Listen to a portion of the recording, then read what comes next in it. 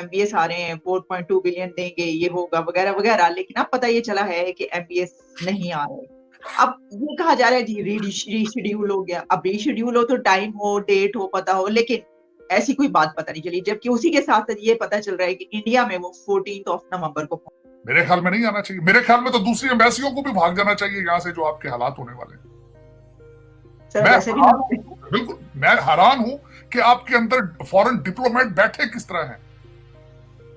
मैं उन पे भी हैरान हूं। आप कहती हैं कि एमबीएस यहाँ पे है। जय हिंद दोस्तों, मैं महेंद्र शर्मा स्वागत करता हूं वन वर्ल्ड हिंदी में आपका। उम्मीद करता हूं आप खुश और स्वस्थ हैं। दोस्तों जैसा कि आपने सुना, मोहम्मद बिन सलमान अब पाकिस्तान ना जाके भारत की यात्रा कर रहे हैं। तो कहीं ना कहीं आज पाकिस्तान का जो पूरा का पूरा मीडिया, पाकिस्तान के जितने भी बुद्धिजीवी हैं, उन सब ने पाकिस्तान की हुकूमत और इमरान खान पे ऑब्जेक्शन उठाने शुरू कर दिए, क्योंकि इन इमरान खान की वजह से पूरा पाकिस्तान अस्त व्यस्त हो चुका है, सड़कों पे तांडव हो रहा है। दूसरी तरफ पाक पीएम शहबाज शरीफ दूसरे देशों के दौरे करता हुआ घूम रहा है, कहीं लंच करता हुआ घूम रहा है। तो क्योंकि पाकिस्तान के नेताओं की हमेशा से नीति यही रही है कि पैसा बटोरो और बाहर निकलो, तो कहीं ना कहीं आज इमरान खान और शहबाज शरीफ की वजह से एमबीएस ने ये दौरा है वो रद्द कर दिया। और इस दौरे का सबसे बड़ी बात ये निकली कि कहीं ना कहीं जो मोहम्मद बिन सलमान है, सऊदी प्रिंस, वो पाकिस्तान को लात मार के भारत में अपना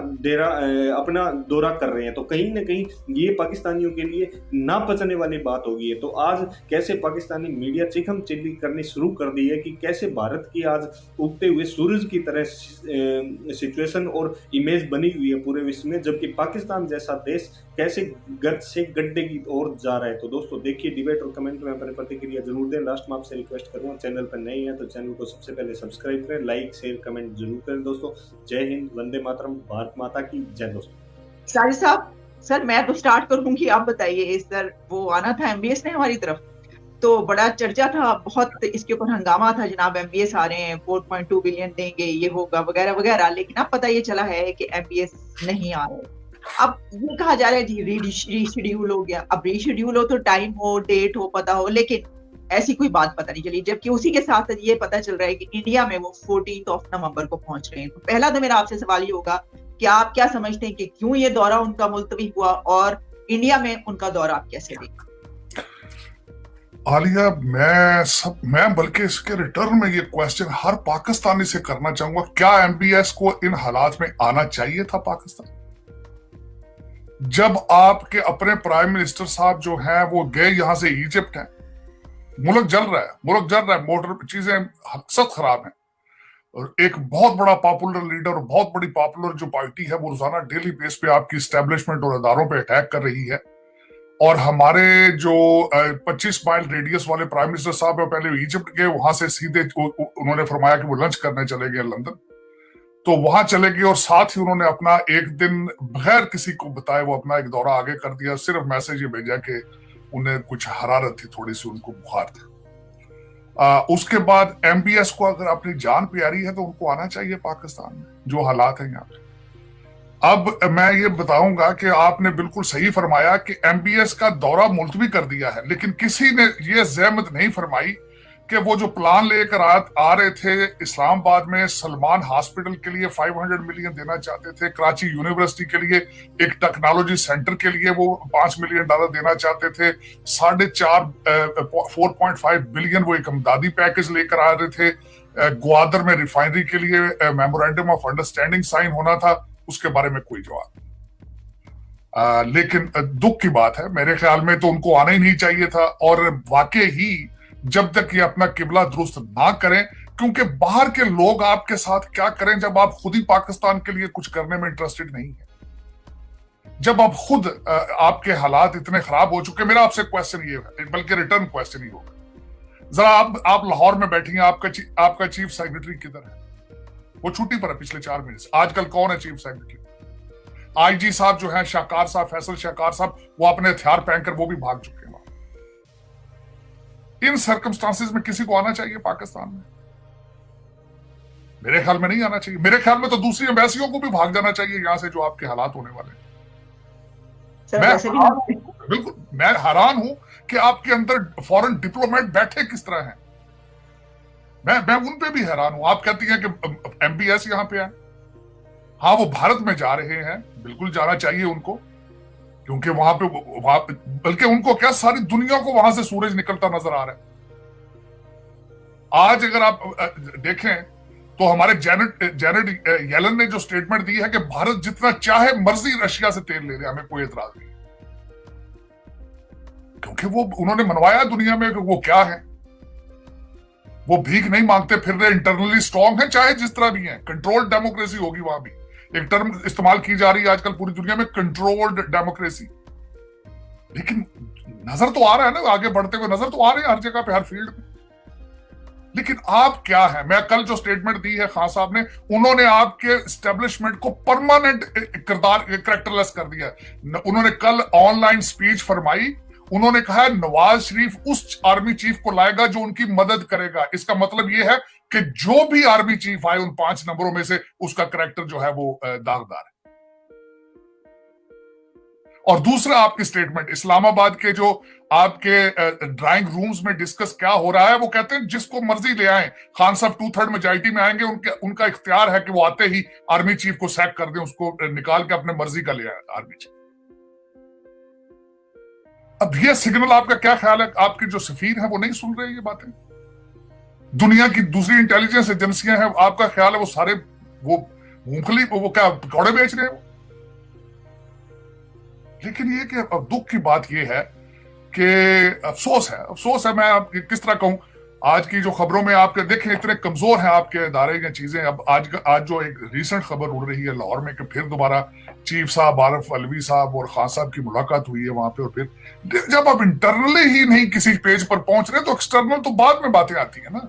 जब आप इंटरनली स्ट्रांग होते हैं तो दुनिया जो है वो तो आपके होराइजन पे आती है। जब इंटरनली स्ट्रांग हो आप, स्ट्रांग क्या होना है, कम से कम आपके कोई अंडरस्टैंडिंग हो एक दूसरे के लिए,